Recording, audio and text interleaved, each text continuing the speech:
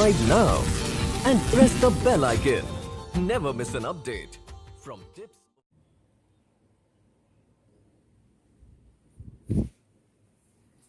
Hello everyone, आज का अपना टॉपिक है समांतर प्लेट संधारित्र। इससे पहले वाली क्लास में अपन ने पढ़ा था संधारित्र क्या होता है। मैंने संधारित्र बताया था डेली लाइफ में संधारित्र किस काम आता है और कैसा दिखता है।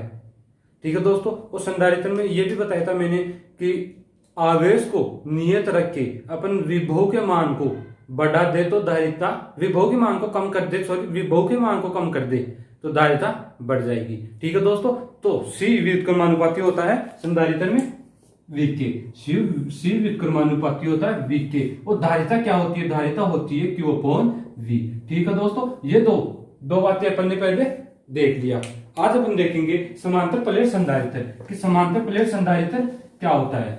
तो दोस्तों आपसे रिक्वेस्ट है कि जिस भी बंदे ने अभी मेरी संधारित्र की धारिता की और विलगित गोलीय चालक संधारिता की क्लास नहीं ली तो एक बार पीछे वाले वीडियो जाके देख के, जिससे आगे का मैटर अच्छे से समझ में आए। ठीक है दोस्तों, तो आज का अपना टॉपिक स्टार्ट करते हैं समांतर प्लेट संधारित्र।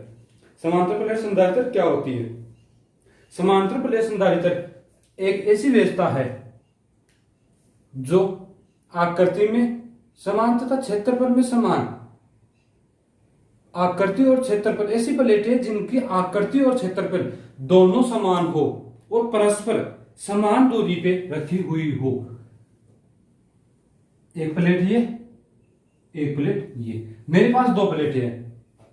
ठीक है दोस्तों, मेरे पास कितनी प्लेटें? दो, जिनकी आकृति क्षेत्रफल समान हो और दोनों अल्प दूरी पे समान दूरी पे स्थित हो। ठीक है दोस्तों, तो इन दोनों प्लेटों का परिणाम समान होगा और इन दोनों प्लेटों का परिणाम समान होगा और इन दोनों प्लेटों का आवेश विपरीत होगा।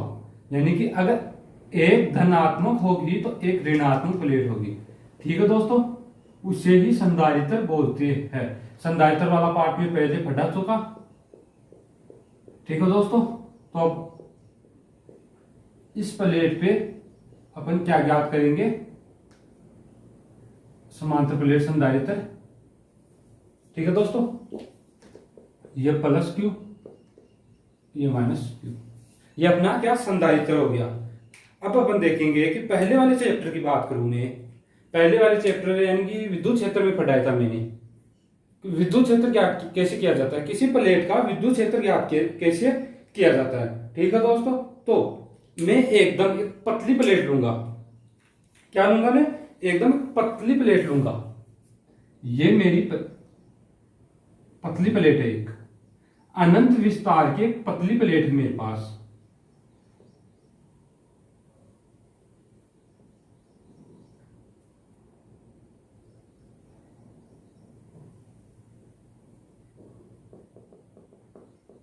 धनावेशित प्लेट है मेरे पास, जिसका विद्युत क्षेत्र अपने को ज्ञात करना है। जो अपन पहले फर्स्ट चैप्टर था अपना विद्युत क्षेत्र वाला, इलेक्ट्रिक फील्ड वाला, उसमें अपन ने ज्ञात कर लिया कि इसका विद्युत क्षेत्र E क्या होगा। दोस्तों कुछ याद आया होगा कि मैंने यह विद्युत क्षेत्र ज्ञात करना सिखाया था आपको। किस चैप्टर में? विद्युत क्षेत्र वाले चैप्टर में मैंने बताया था कि कोई पतली प्लेट लेंगे अपन, ये पतली प्लेट लेंगे अपन, एकदम पतली प्लेट है, अनंत विस्तार की एकदम पतली प्लेट है। इसका विद्युत क्षेत्र होता है E = σ/2ε0।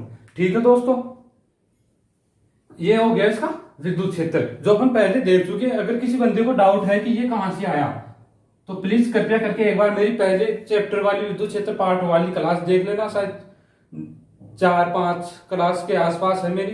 ठीक है दोस्तों, तो इसका विद्युत क्षेत्र ये हो गया।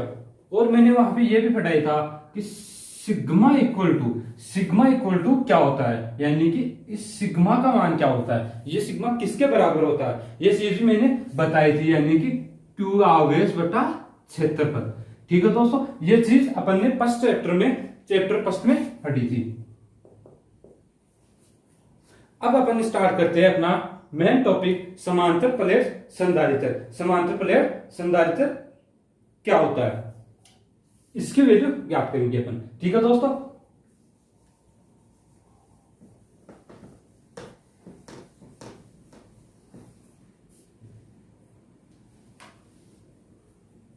मान लो मेरे पास दो प्लेटें हैं,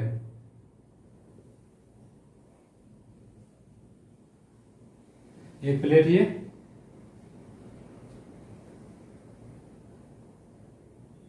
एक प्लेट धन आवेशित है, एक प्लेट ऋण आवेशित है। ठीक है दोस्तों, समांतर प्लेट की बात कर रहा हूं मैं। एक समान रूप से दोनों प्लेटें हैं मेरे पास, एक धन आवेशित है,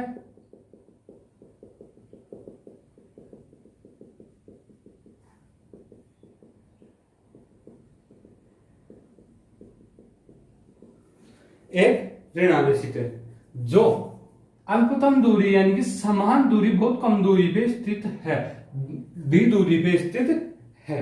ठीक है दोस्तों, तो अब अपन इसमें विद्युत क्षेत्र ज्ञात करेंगे। क्या ज्ञात करेंगे अपन? विद्युत क्षेत्र ज्ञात करेंगे। तो मैं इसे ऐसे समांतर रूप से प्लेट को ऐसे लिख सकता हूं कि एक प्लेट ये है मेरे पास, एक प्लेट ये है। ठीक है दोस्तों, ये धन आवेशित है,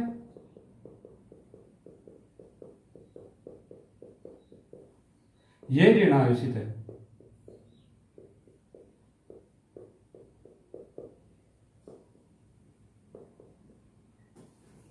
ठीक है दोस्तों, ये अपनी अभी क्या हुआ, ये संधारित्र हो गया अपने पास। तो समांतर प्लेटें, समांतर दोनों समांतर होने के कारण समांतर प्लेटों के मध्य विद्युत क्षेत्र ज्ञात करना है कि इन प्लेटों के मध्य विद्युत क्षेत्र क्या आएगा। ठीक है दोस्तों, तो अपन विद्युत क्षेत्र ज्ञात करेंगे इस पे। तो तीन बिंदुओं पे अपन विद्युत क्षेत्र ज्ञात कर सकते हैं। सबसे पहले मैं इसका सिंबल बता देता हूं कि संधारित्र का सिंबल क्या होता है। सिंबल होता है संधारित्र का ये प्लस से माइनस। ठीक है दोस्तों, तो अब अपन क्या ज्ञात कर रहे हैं, इसका विद्युत क्षेत्र। समांतर प्लेट संधारित्र का विद्युत क्षेत्र ज्ञात कर रहे हैं। तो मैं एक तो इस बिंदु पे विद्युत क्षेत्र ज्ञात कर सकता हूं, इस बिंदु पे विद्युत, इस प्लेट के लिए इस बिंदु पे, इस प्लेट के लिए इस पे, इसके लिए इस पे, और इस अकेली प्लेट के लिए इस पे। यानी कि मैं तीन बिंदुओं पे विद्युत क्षेत्र ज्ञात कर सकता हूं। मैं यहाँ पे कितने बिंदुओं पे विद्युत क्षेत्र ज्ञात कर सकता हूं? तीन पे। चलो ठीक है, यहां तक भी बहुत सिंपल है बात कि तीन बिंदुओं पे तो अपने को विद्युत क्षेत्र ज्ञात करना है। लेकिन कैसे विद्युत क्षेत्र ज्ञात कैसे करेंगे? इस प्लेट का देखो, मैंने बताया था कि अगर प्लस धन आवेशित प्लेट ऋण आवेशित को तो अपनी ओर आकर्षित करती है और धन आवेश को दूर धक्का देती है। यानी कि प्लस प्लेट अगर ऋणावेश होगा तो अपनी ओर खींचेगी, उसको अपनी ओर खींचेगी। अगर ऋणावेशित प्लेट होगी तो अपनी ओर खींचेगी, और धन आवेशित प्लेट होगी तो दूर धक्का देगी। ये बात भी पहले बता चुका। वो पहली वाली बात है कि डायरेक्शन क्या होती है, इसके विद्युत क्षेत्र क्या होता है, वो ही अपने को यहाँ पे अप्लाई करना है। ठीक है दोस्तों, तो देखते हैं इस प्लेट के लिए, इस बिंदु के लिए ये प्लेट आवेश को दूर धक्का देगी और ये इस प्लेट के लिए पास धक्का देगी। ठीक है दोस्तों, यहां तक समझ में आ गया होगा। अब बात करते हैं इसके लिए, इस बिंदु के लिए यहां पे विद्युत क्षेत्र ज्ञात करना है। तो इसकी दिशा ज्ञात करेंगे। तो इस प्लेट के लिए ये दूर धक्का देगी प्लस को, और ये अपनी ओर खींचेगी, माइनस अपनी ओर खींचेगा, तो दोनों की डायरेक्शन सेम होगी। ठीक है दोस्तों, अब इस बिंदु की बात करते हैं। तो माइनस तो अपनी ओर खींचेगा और प्लस दूर धक्का देगा। यहां तक समझ में आ गया होगा। यानी कि अपने पास आया sigma upon 2 epsilon not, sigma upon 2 epsilon not. इसकी भी डायरेक्शन होगी, इसकी होगी सिग्मा अपॉन 2 एप्सिलॉन नॉट। इसकी विद्युत क्षेत्र ज्ञात कर रहे हैं अपन, सिग्मा अपॉन 2 एप्सिलॉन नॉट। ठीक है दोस्तों, sigma upon 2 epsilon not, sigma upon 2 epsilon not. तो दोस्तों अब विद्युत क्षेत्र की बात करते हैं। अपने पास आ गया विद्युत क्षेत्र, यानी कि इस डायरेक्शन का विद्युत क्षेत्र ये, क्योंकि प्लस या माइनस दोनों प्लेटों के लिए अपने पास विद्युत क्षेत्र सेम था। प्लस अगर धनात्मक प्लेट हो तो विद्युत क्षेत्र यही रहेगा, ऋणात्मक प्लेट हो तो यही रहेगा। तो यहाँ पे बात करें कि धनात्मक प्लेट दिखा दे रही है तो विद्युत क्षेत्र ये, ऋणात्मक प्लेट अपने और खींच रही है तो विद्युत क्षेत्र ये। ठीक है दोस्तों, तो इसी प्रकार तीनों बिंदुओं पे अपने पास विद्युत क्षेत्र आ गया। विपरीत होने के कारण कैंसिल आउट, यहाँ पे विद्युत क्षेत्र 0, विद्युत क्षेत्र क्या हो गया 0। यहां पे भी दोनों विपरीत होने के कारण, दोनों आवेश विद्युत क्षेत्र विपरीत होने के कारण कैंसिल आउट होके विद्युत क्षेत्र आ गया 0। ठीक है दोस्तों, यहां तक समझ में आ गया। अब मैं बात करता हूं बीच वाले बिंदु की, बीच वाले बिंदु की बात करता हूं तो इस पे विद्युत क्षेत्र ज्ञात करना आपने को। तो E इक्वल टू मेरे पास है, पहले इस प्लस प्लेट के लिए ले रहा हूं sigma upon 2 epsilon not plus sigma upon 2 epsilon not ऋणात्मक प्लेट के लिए। ठीक है दोस्तों, दोनों प्लेटों के लिए मैं विद्युत क्षेत्र यहाँ पे दोनों को जोड़ना है अपने पास, अपने को दोनों को जोड़ना है और देखना है कि विद्युत क्षेत्र कितना आता है, दोनों को जोड़ना है। तो आ गया सिग्मा अपॉन एप्सिलॉन नॉट। ठीक है दोस्तों, सिग्मा अपॉन एप्सिलॉन नॉट, यहां तक इसका विद्युत क्षेत्र आ गया अपने पास E equal to sigma upon epsilon naught. ठीक है दोस्तों, अपन ने देख लिया तीनों बिंदुओं के लिए विद्युत क्षेत्र कैसे ज्ञात किया जाता है, अपने ज्ञात करके बता दिया मैंने। इस बिंदु के लिए विद्युत क्षेत्र 0, इसके लिए 0, इसके लिए आगे सिग्मा अपॉन एप्सिलॉन नॉट। अब मैं बात करता हूं, मैंने बताया था शुरुआत में कि epsilon naught equal to Q upon A, यानी कि आवेश अपॉन विद्युत क्षेत्र, कि इसका क्षेत्रफल कितना है। ठीक है दोस्तों, तो मैं यहाँ पे वो वैल्यू पुट कर दूंगा, यानी कि मैं इसको समीकरण 1 मान लू तो समीकरण 1 की वैल्यू यहाँ पे पुट करूंगा तो E equal to Q upon A epsilon naught. क्या आ गया मेरे पास, समांतर प्लेट संधारित्र का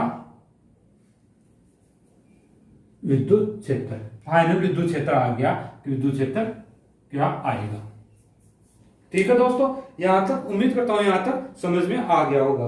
और डायरेक्शन की बात करें अपन तो डायरेक्शन होगी प्लस से माइनस की ओर, यानी कि प्लस से माइनस की ओर इसकी डायरेक्शन होगी, यानी कि प्लस से माइनस की ओर जा रहा है। इसकी दिशा की बात करूं मैं, एक प्लेट ये, एक प्लेट ये प्लस, विद्युत क्षेत्र की दिशा भी अपन ने ज्ञात कर ली, यहाँ पे प्लस से माइनस की ओर विद्युत क्षेत्र की दिशा है, यानी कि ये प्लस क्यू था, ये माइनस क्यू था, यानी कि दिशा की डायरेक्शन ये होगी जो है एप्सिलॉन नॉट। ठीक है दोस्तों, यहां तक समझ में आ गया होगा। मैंने कुछ नहीं किया, मैंने दो समांतर प्लेटें ली है जिसका अपने को संधारित्र विद्युत क्षेत्र, इस पूरे संधारित्र का विद्युत क्षेत्र ज्ञात करना है। तो मैं इस बिंदु पे निकालूंगा विद्युत क्षेत्र तो 0 आएगा, इस पे निकालूंगा तो epsilon upon sigma upon epsilon not आएगा, इस पे विद्युत क्षेत्र 0 आएगा। निकाल के मैंने बता दिया, और इसकी डायरेक्शन अपने को पता चले कि प्लस से माइनस की ओर जाएगी, वो भी है सिग्मा अपॉन एप्सिलॉन नॉट। ठीक है दोस्तों, इसको अपन समीकरण 2 नामकरण कर देंगे। अब अपन देखेंगे कि किसी चालक पे आवेश धनात्मक हो या धनात्मक और ऋणात्मक दोनों आवेश हो तो उसका विभव क्या होगा, ये ज्ञात करेंगे। तो विभव की बात में पहले कर चुका, वो ही दोबारा बता रहा हूं आपको कि विभव क्या होता है उसका।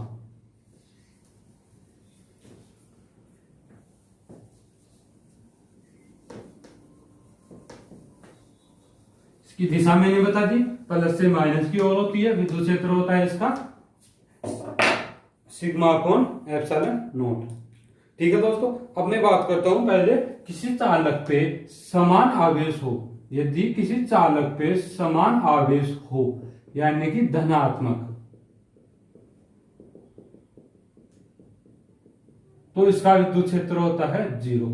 यह बात मैं पहले बता चुका, पहली बात। दूसरी बात, अब दोनों की प्रकृति क्या हो, विपरीत, यानी कि धनात्मक हो एक ऋणात्मक हो। ठीक है दोस्तों, ये मेरे पास चालक है,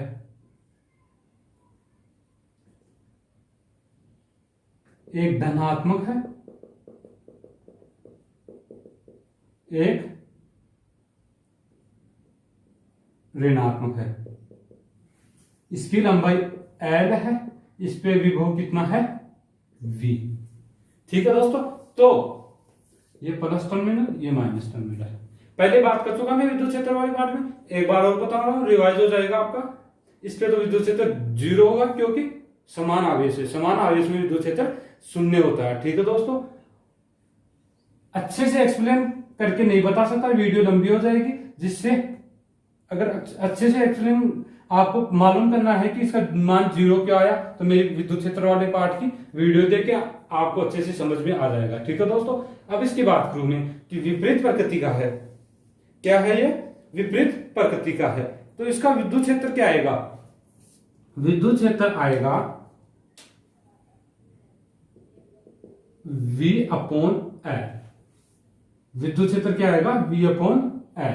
ठीक है दोस्तों, क्यों आएगा? दोनों एक तो विपरीत प्रकृति के हैं और इस पे विभव V है, इसकी लंबाई डिस्टेंस दूरी L है। विभव V है, लंबाई L है। ठीक है दोस्तों, तो यहां पे अपने को क्या निकालना है? विभव निकालना, तो अपने को विभव है ना। विद्युत क्षेत्र की बात तो कर ली अपन ने, विभव भी ज्ञात करना है इस पे। तो विभव हो जाएगा इससे V बराबर E.L। कैपिटल L है अपने पास L। तो उसी प्रकार यहां पे विद्युत क्षेत्र में अपन ने देखा E.L। विद्युत क्षेत्र में देखा अपने पास विभव आ गया।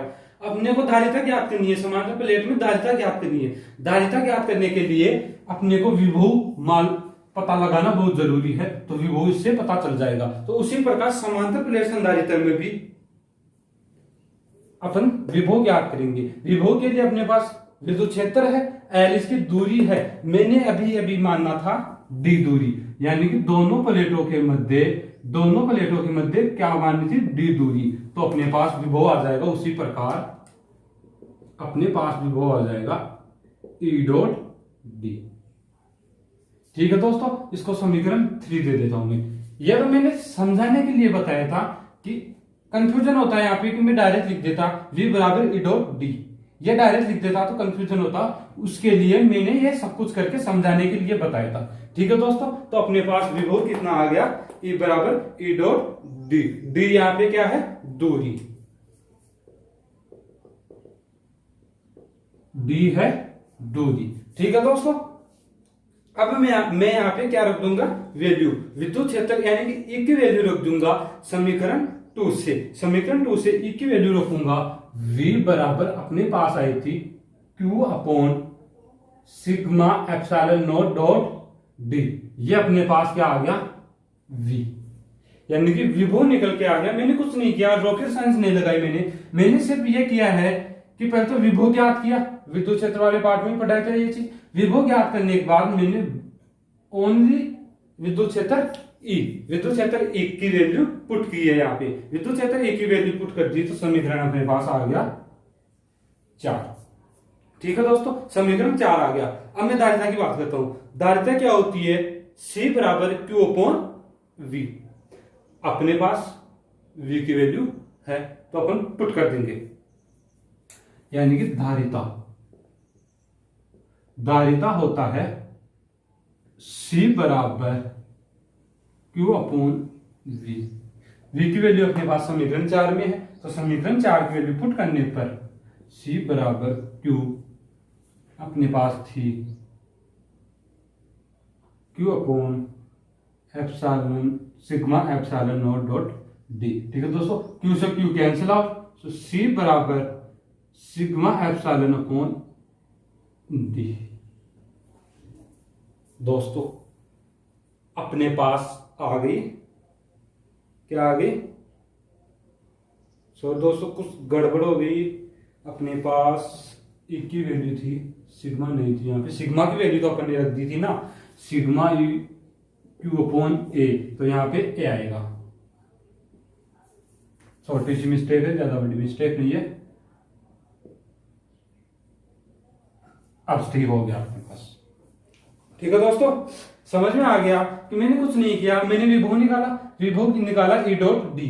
विद्युत क्षेत्र ई यहाँ पे अपनी ई है विद्युत क्षेत्र, डी है दूरी। ठीक है दोस्तों, तो विद्युत क्षेत्र की वैल्यू मैंने रखी Q upon A epsilon not into D. समीकरण 4 आ गया। फिर आ गया अपने पास धारिता।